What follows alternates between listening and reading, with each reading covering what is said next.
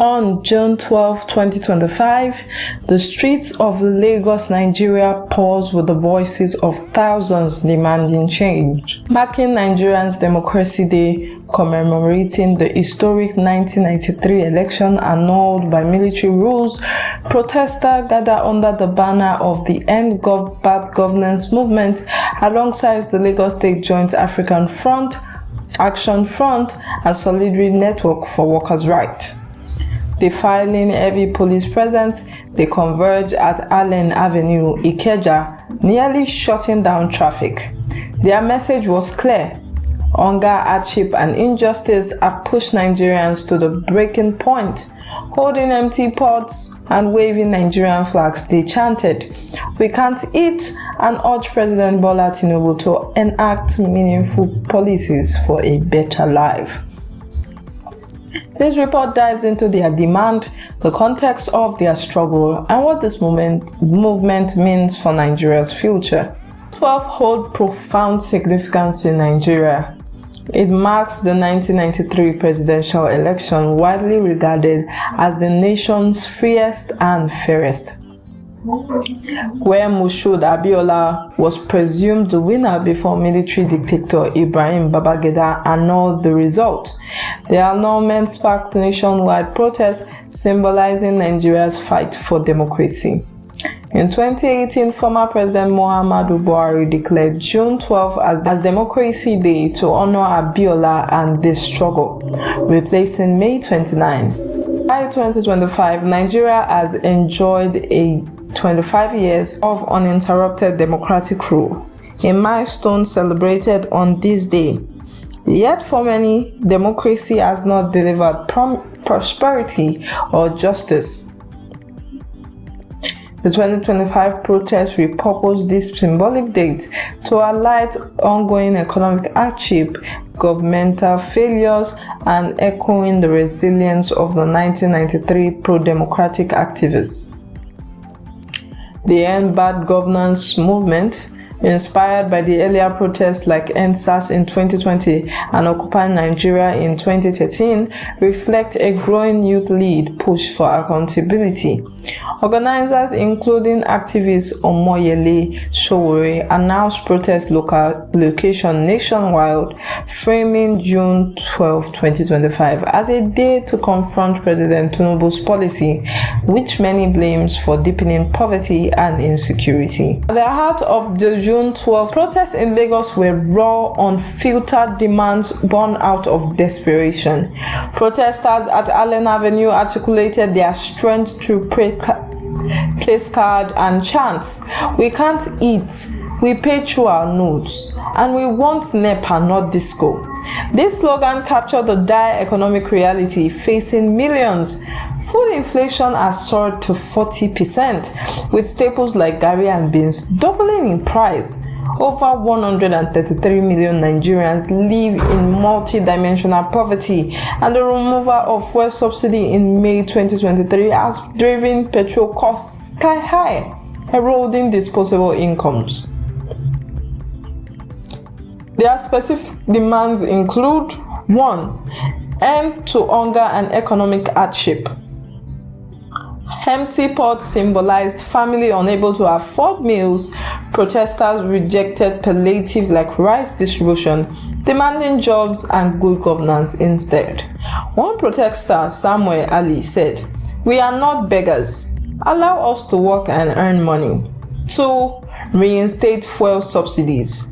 The removal of subsidy under Tinubu's reform was seen as a key driver of inflation and transport costs. Protesters called for their return to ease the burden on ordinary citizens. 3. Affordable electricity. The chant "We want NEPA, not disco" criticized erratic power supply and high tariff charged by distribution companies, with nearly half of Nigeria's 210 million people lacking grid access. 4. Stop sham trials and drop charges. Protesters demand the release of activists detained during prior demonstrations like August 2024 End Bad Governance protests, where over 1,200 were arrested, some charged with treason. They decried this as an attempt to suppress dissent. 5. End corruption and impunity. Accusation of government extravagance, such as a $38 billion budget for the presidential air fleet, fueled anger amidst widespread poverty. Protesters call for accountability and a reduction in government spending. These demands were not just economic, but deeply political, reflecting the distrust in the government perceived as prioritizing elite over citizens.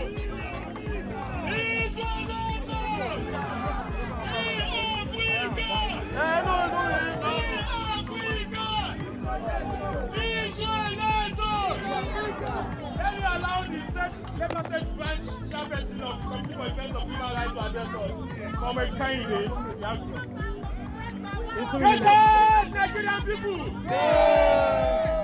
Articulate Nigerian people!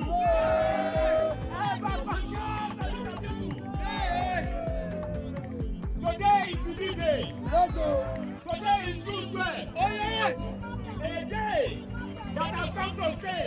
Despite all the forces behind forgetting the day and committing it to history. We want to tell Nigerian masses that we are here today to show our grievance at the way the country is being run. President Bola Tinubu, in January 2012, when he was in opposition, was at Toyota, we were there. When he was condemning the government of the day then. So right now, he is the one now again.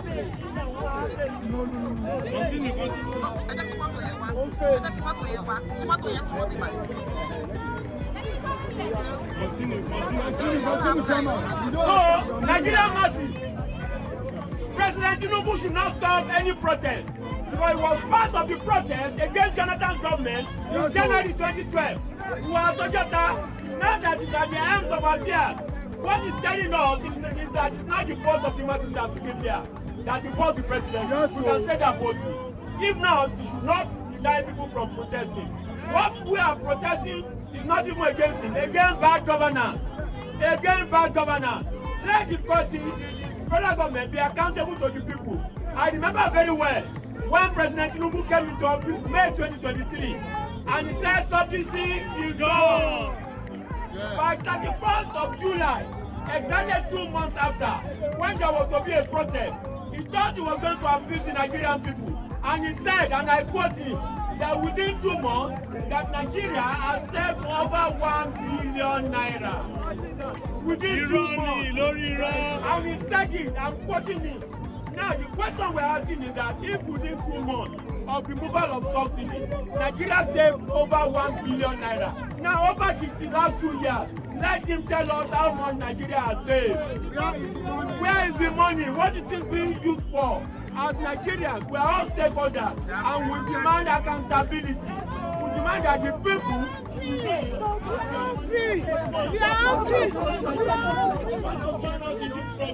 because when we remember June 12, a lot of sacrifices were made. Ikeja Underbridge was murdered on June 4, 1996, fighting for the acknowledgement of June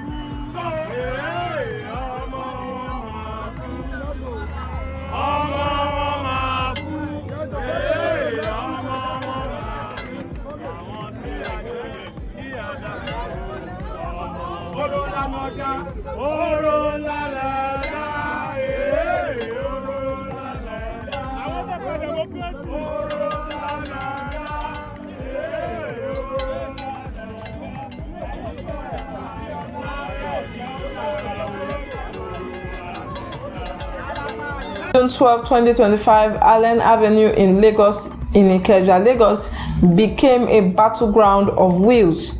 Hundreds of protesters, mostly young people, gathered despite a heavy police presence.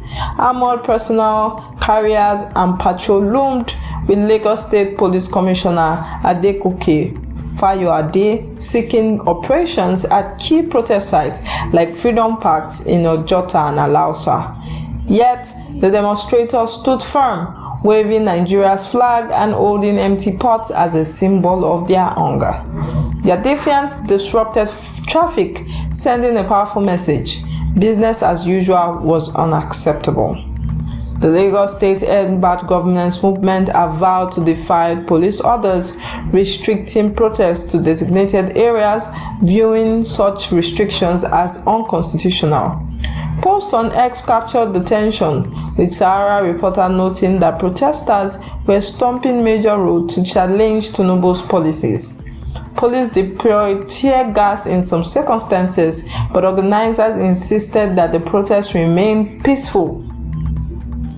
This heavy-handed response echoed earlier crackdowns, like the August 2024 protests where Amnesty International reported 24 deaths and excessive force by security agencies.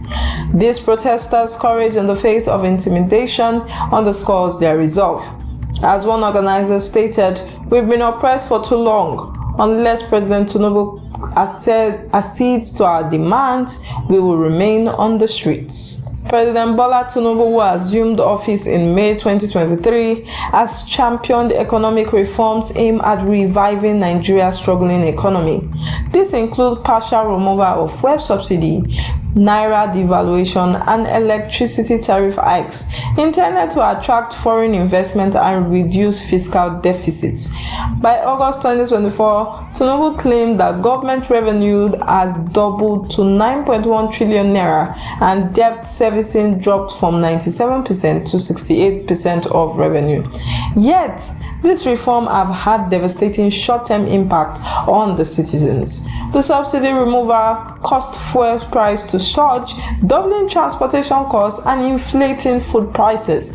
The naira's devaluation weakened purchasing power, while unemployment and insecurity persisted. Critics argue that Tinubu's policy lack a social safety net, creating poverty in a country with 31.8 million food insecure people. Public frustration was evident in place card reading, "We regret Tinubu," and calls for him to step down. Tinubu's response to protests has been mixed. In August 2024, he had urged demonstrators to suspend marches for dialogue. But critics like Lagos-based activist Opeyemi Folarin called his speeches underwhelming for lacking concrete concession. The June 12, 2025 protest suggests this calls for patience has fallen flat, with many feeling that the government is divorced from reality. The June 12, 2025 protest in Lagos is more than just a moment, it's a movement. It signals a growing political consciousness among Nigerian youths who refuse to accept hunger and hardship as their fate. Historians like Tony Falola argues that the protests alone aren't enough. Young Nigerians must engage in politics, run for office, and demand ideological leadership to transform the nation. The heavy police response and arrest risks further alienating citizens, as Amnesty International and human rights group warns, yet the protesters' resilience, defying curfew and tear gas, shows this dissent will not be silenced. For President Tinubu, the challenge is clear: address this demand with tangible policies or face escalating unrest. For Nigeria, June 12, 2025 reaffirms their right to hold power accountable, echoing the spirit of 1993. We reflect on June 12, 2025 protests in Lagos. One truth stands out: changes begin with the people. The End Bad Government Movement, Joint Action Front, and Solidarity Network have sounded a clarion call for justice, jobs, and dignity. To my listeners, whether in Nigeria or the diaspora, let's amplify these voices, share their stories, question the status quo, and demand a Nigeria where no one goes hungry. This is not just a protest, it's the fight for the soul of a nation. Let's keep the flame of democracy burning.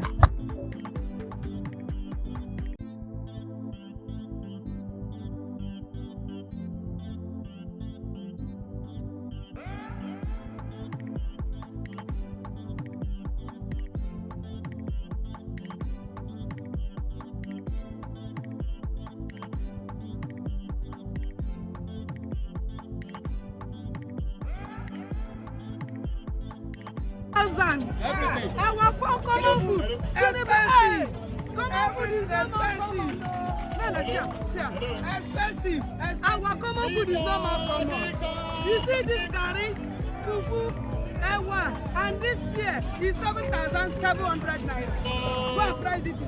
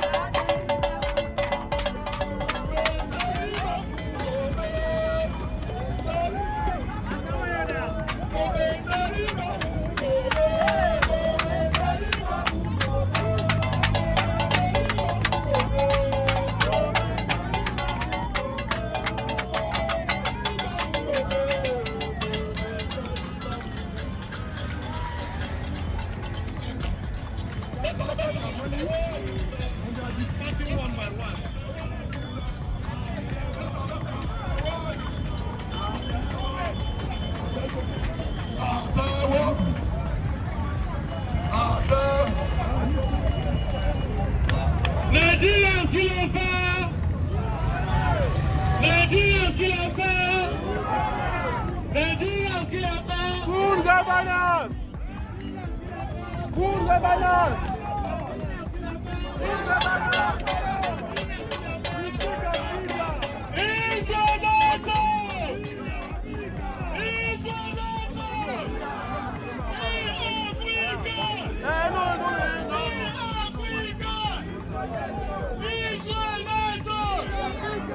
Let me allow the NEPA state branch chairperson of the Committee for Defense of Human Rights to address us. From a candidate, Nigerian people! Articulate Nigerian people! Nigerian people!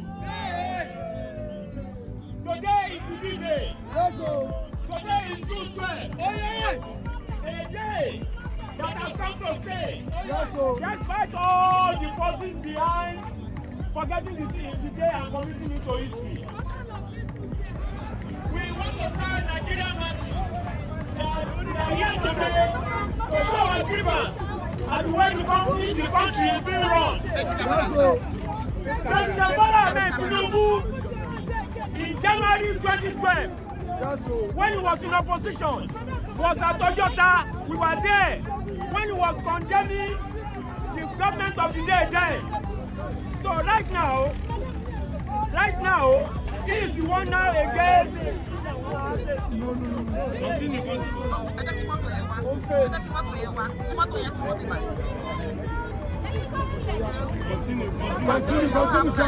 So, Nigerian masses, President Tinubu should not stop any protest because it was part of the protest against Jonathan's government in January 2012.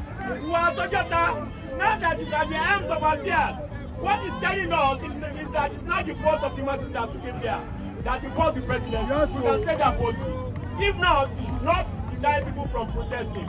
What we are protesting is not even against him, against bad governance. Against bad governance. Let the federal government be accountable to the people. I remember very well when President Tinubu came into office May 2023. And he said subsidy is gone. By 31st of July, exactly 2 months after, when there was to be a protest, he thought he was going to appease the Nigerian people. And he said, and I quote him, that within 2 months, that Nigeria has saved over 1 billion naira.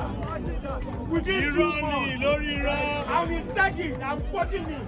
Now, the question we're asking is that if within 2 months of removal of subsidy, Nigeria saved over 1 billion naira. Now, over the last 2 years, let him tell us how much Nigeria has saved. Where is the money? What is it being used for?